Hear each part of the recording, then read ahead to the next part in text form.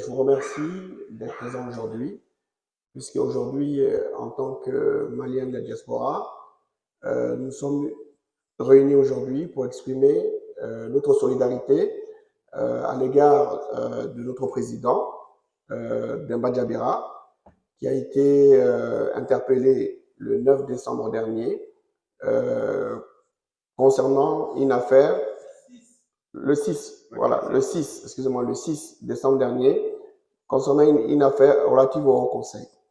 D'abord, il faut qu'on parle de la genèse de cette affaire, parce que c'est très important. Et je pense que l'objectif de cette conférence de presse, c'est aussi d'informer les Maliens. Il faut expliquer comment cette affaire est née, comment ce conflit est né. Il faut savoir que Demba Jabira était en fin de mandat, et comme d'habitude, le Haut Conseil a organisé une élection pour procéder à son remplacement. Donc, on a plusieurs personnes qui ont candidaté.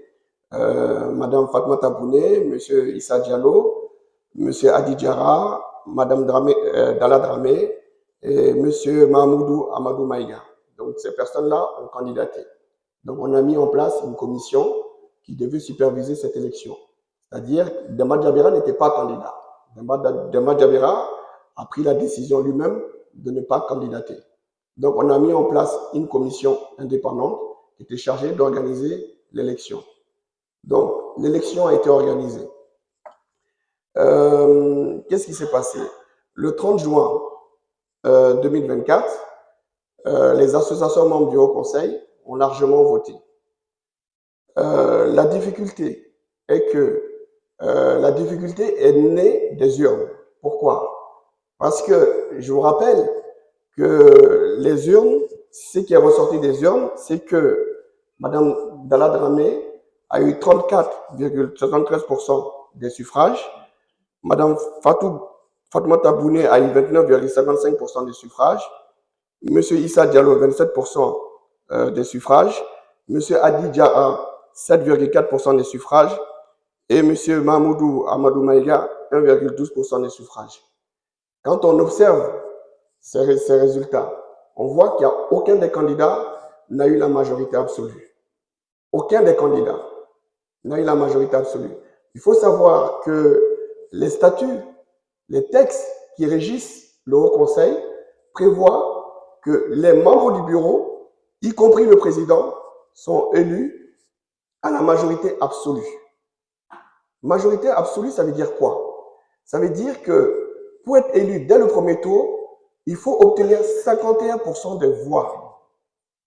Par exemple, si 300 personnes ont voté, il faut obtenir la moitié, 150 plus 1. Ça veut dire 151. Donc, si personne n'a obtenu 151 voix sur 300, on fait un deuxième tour. C'est ça la majorité absolue. Mais qu'est-ce qui se passe? Qu'est-ce qui s'est passé le 30 juin 2024? C'est que les textes n'ont pas été appliqués. Pourquoi? Parce que Mme Dala Dramé a été déclarée élue seulement avec 34%. Elle n'a pas eu les 51%. Donc là, c'est une violation évidente des statuts du Haut Conseil. La difficulté, c'est que beaucoup de gens vont dire, oui, ce jour-là, aucun des candidats n'a contesté l'élection de Dala. Au contraire, les candidats se sont empressés à envoyer des lettres de félicitations à Dala. C'est vrai. Ça c'est une réalité. Mais le problème, c'est que notre communauté ne maîtrisait pas ses propres textes. C'est ça la difficulté. C'est-à-dire que tout le monde a péché dans cette affaire. Le Haut Conseil a péché, les candidats ont péché, parce qu'avant d'aller dans une élection, on doit préciser à tout le monde les règles. Et cette question de majorité absolue, nous l'avons découvert après. Et il faut dire aussi que ce n'est pas parce que les candidats ont envoyé des lettres de félicitations à la personne qui a été déclarée gagnante que cela permet de légaliser l'élection. Pas du tout. Pas du tout. C'est pas parce que j'ai envoyé en tant que candidat une lettre de félicitations au prétendu vainqueur que demain, je n'aurai pas le droit d'aller devant la justice française pour contester l'élection, pour demander au juge de faire application de nos statuts. Donc ça, c'est un argument fallacieux.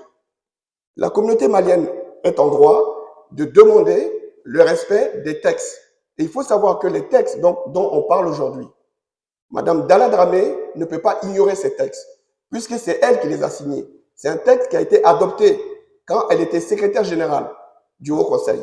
Et sa signature est consignée dans ce texte. Donc, elle connaît très bien les textes.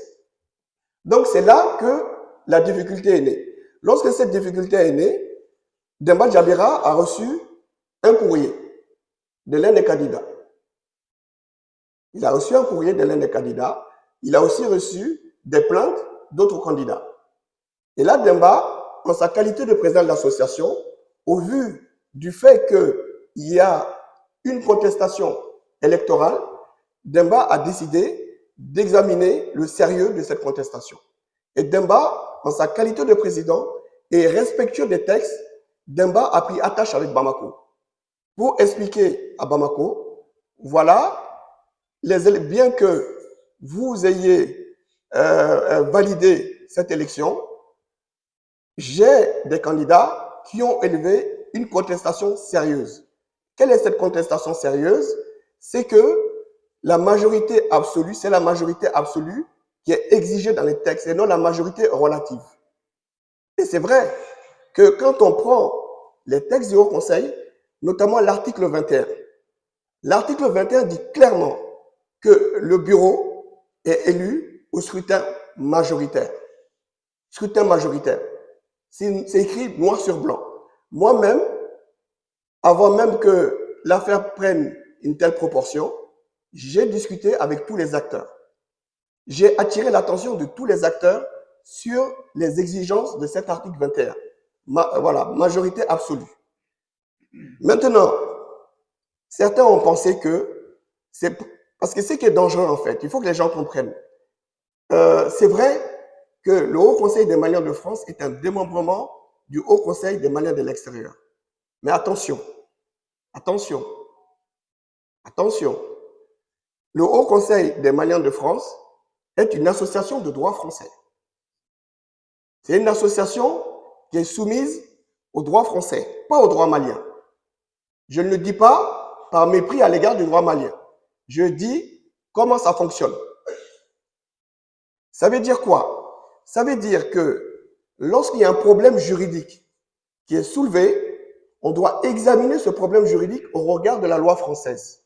C'est la loi française, parce que si cette affaire va devant le juge, en tout cas, l'affaire est devant le juge français, parce que ce soir, je vous informe que Demba Jabira et le Haut Conseil m'ont chargé de défendre leurs intérêts devant la justice française. Et j'ai accepté. Bravo. J'ai donc, au regard de la situation, parce que nous sommes dans une situation gravissime, puisque une plainte a été déposée contre Demba Jabira. Et cette plainte est liée à ce contentieux électoral. Que dit cette plainte? Qu'est-ce qu'on reproche à Demba? D'abord, il faut savoir que la plainte, d'après en tout cas ce que j'ai entendu, parce que je n'ai pas eu l'occasion, je n'ai pas eu l'opportunité de lire cette plainte, il est dit que cette plainte, d'abord, a été déposée par Madame Dalla Dramé et que dans cette plainte, Madame Dalla Dramé reproche plusieurs faits à M. Jabira. Quels sont ces faits qu'on reproche à M. Jabira? On reproche à M. Jabira tout d'abord d'avoir détourné la somme de 80 000 euros. Ces 80 000 euros correspondent au montant des cotisations récoltées lors de la campagne électorale. Il faut savoir qu'au moment de la campagne électorale, il y a beaucoup d'associations qui n'étaient pas à jour de leurs cotisations. Donc, les associations qui voulaient prendre part au scrutin, beaucoup sont venus se mettre à jour par rapport aux cotisations. Donc, cette opération a permis, je ne sais pas si c'est vrai ou pas, je n'ai pas les chiffres exacts, au Haut Conseil de récolter 80 000 euros. Donc, c'est ces 80 000 euros aujourd'hui, j'ai l'impression qu'on cherche à avoir. Mais il faut savoir que ces 80 000 euros, Demba Jabira n'a pas vu la couleur de ces 80 000 euros. Cet argent a été récolté par une commission indépendante. D'ailleurs, je remercie M. Camara, qui est le trésorier de l'association, qui a été formel à ce sujet. Demba est complètement étranger à la gestion de ces fonds. Et je pense que la personne qui a déposé plainte ne peut pas ignorer cela, puisqu'elle avait ses représentants au sein de la commission. Donc, dire aujourd'hui que Demba, étranger à la commission, a détourné 80 000 euros, c'est salir un homme qui est propre. Et ça, on ne peut pas accepter. C'est vrai que dans notre communauté, il y a eu des détournements, il y a eu des gens qui ont détourné. Mais personne ne les a exposés sur la place publique. Demba n'a rien fait, en tout cas, sur le plan financier. Et moi, vraiment, je salue le courage de Demba, parce qu'aujourd'hui, il est en détention, je parle avec lui tous les jours, il est vraiment décidé à montrer aux Maliens qu'il est blanc comme neige par rapport à l'affaire des 80 000 euros. Ensuite, la plainte, deuxièmement, reproche à Demba une usurpation de titre. Qu'est-ce qu'on entend par usurpation de titre? C'est quoi usurpation de titre? Ça veut dire que, pour l'auteur de la plainte, Demba se prévaut de la qualité de président alors qu'il n'est plus président. Pourquoi Demba n'est plus président? Certains disent que Demba a démissionné. Demba a démissionné. Oui, c'est vrai que le jour de l'élection, on a appelé Demba par téléphone. Vous êtes le président, c'est comme si on appelle le président d'un pays par téléphone, on dit qu'il démissionne par téléphone. Une démission, ça ne se fait pas par téléphone. Une démission est matérialisée par un écrit. Avec une signature. Une démission est un acte volontaire. C'est un acte volontaire. Donc, à partir du moment où on t'appelle au téléphone, on exige de toi de démissionner, il n'y a pas de volonté. S'il n'y a pas de volonté, il n'y a pas de démission. Demba n'est pas un président démissionnaire, Demba est toujours président du Haut Conseil. Et le processus électoral n'a pas encore pris fin. Et d'ailleurs, c'est là la complexité de cette plainte. Si vous dites que Demba n'est pas président, pourquoi dans la plainte, vous le reprochez de refuser de faire la passation? Quelqu'un qui n'est plus président, pourquoi vous lui demandez de faire la passation? C'est une contradiction. Si je ne suis pas président, pourquoi vous me maintenez en détention parce que je ne fais pas la passation? Vous n'avez pas besoin de moi? Pourquoi demander à quelqu'un qui n'est pas président de faire la passation? Donc, ça veut dire que la personne qui a initié cette plainte, elle n'est même pas sûre de sa propre position. Et ce qui est d'autant plus surprenant avec cette plainte, c'est que nous avons une affaire qui concerne une association de droit français. L'auteur de la plainte est française. Les faits des détournements qu'on reproche ont eu lieu en France. La somme d'argent, en tout cas, est en France. Et la personne à qui on reproche les différents faits est française. Donc, le juge naturel est le juge français. Maintenant, la question, pourquoi contourner le juge naturel, qui est le juge français, pour soumettre cette affaire à un juge étranger, le juge malien? Le juge malien. Pour moi, le juge malien n'a aucune compétence pour connaître de cette affaire. Techniquement, le juge d'instruction qui a été désigné à Bamako n'a pas les moyens matériels de mener une enquête. Le seul juge qui peut mener une enquête concernant les détournements, c'est le juge français. C'est le juge français qui peut aujourd'hui interroger Demba, interroger le Haut Conseil concernant les sommes. Mais au lieu de saisir le juge français, on préfère aller déranger le juge malien. Pourquoi? Je pense que dans cette salle, vous devinez les raisons. Mais moi, le Haut Conseil demeure convaincu, sans contester le fait que le Haut Conseil est un démembrement du HME, que cette affaire doit être réglée en France. Et cette affaire sera réglée en France. Certes, Demba est en détention aujourd'hui. L'auteur de la plainte est en liberté, mais elle est française.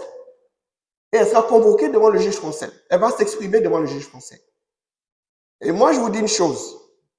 Entre Maliens, en Bébé-Yorondon, ce genre d'humiliation pour un problème électoral, c'est la première fois qu'elle est gagnée.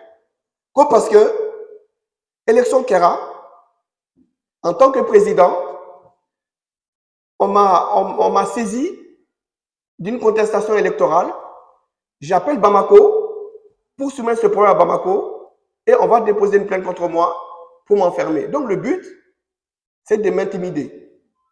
Ça veut dire qu'il n'y a pas de démocratie.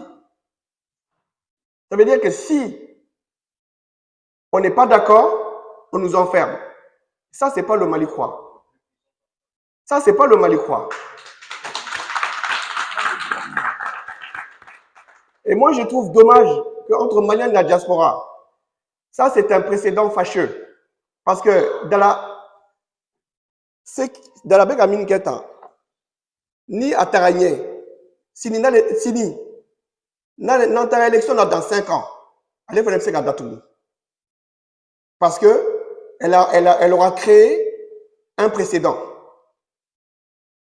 Sini, allez faire le Gadatou. Donc, nous, on ne peut pas accepter que, en tant que Malien de la diaspora, que quand on va au Mali, que parce qu'on n'est pas d'accord ici, on exprime un désaccord par rapport à des sujets qui intéressent notre association, qu'on puisse être enfermé. Et ça, je pense que ce combat-là, c'est le combat de tous les Maliens. C'est le combat de tous les Maliens. Pour ma part, je vous informe déjà que j'ai assigné au nom des candidats, tous les candidats ont décidé d'assigner plus M. Diallo, l'association de M. Diallo, a signé Mme Dalla Dramé devant le juge des référés.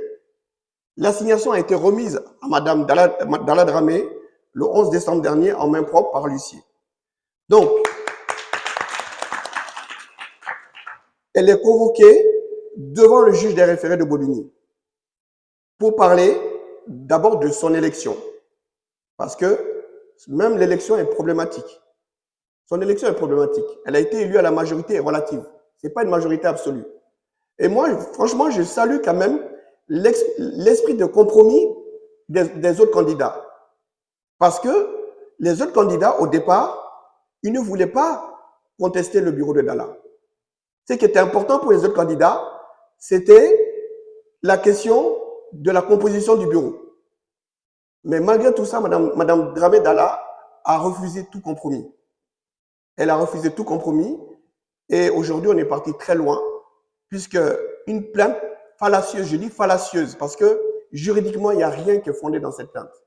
Et à cause de ça, Demba Jabira est en prison, il est privé de sa famille, il risque de perdre son emploi. Il risque de perdre son emploi. Et moi, personnellement, j'invite le juge qui est chargé de cette affaire parce que je sais que s'il est juge d'instruction, c'est parce qu'il a la compétence. Je l'invite vraiment à juger cette affaire sur la base du droit. Et moi, je suis convaincu que s'il juge cette affaire sur la base du droit, Demba Jabira sera libre. Parce que la plainte, elle est vide. Et je suis convaincu aussi que le juge français, j'ai confiance à la justice française, que la justice française va examiner sérieusement nos demandes. Et le juge français dira si l'élection de Dalla est légale, c'est-à-dire conforme au statut, et le juge nous dira également si l'Assemblée générale que Dalla a organisée le 31 août dernier pour composer unilatéralement son bureau au mépris des autres candidats est légale ou non. Donc le 17 février 2024, on aura à discuter de cela devant le juge français. Et je tiens aussi à préciser que des plaintes vont être déposées au pénal. Puisqu'aujourd'hui, Demba Jabira, pour moi, sa détention est arbitraire. C'est de la séquestration. Et aujourd'hui, nous, on ne va pas céder à l'intimidation. Pour nous, c'est une affaire judiciaire. Il n'y a rien de politique. Il n'y a rien de politique. Et franchement, je connais Demba Jabira. Je suis son avocat depuis plusieurs années. C'est un ami. Demba Jabira n'a jamais été contre un quelconque pouvoir. Demba Jabira a toujours été respectueux. Il aime le Mali. Il a toujours parlé dans l'intérêt du Mali. C'est un homme qui aime le Mali.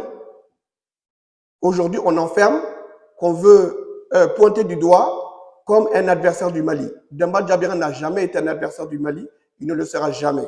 En tout cas, pour ma part, je remercie le Haut Conseil de m'avoir réitéré sa confiance et de m'avoir confié sa défense dans cette affaire. Merci.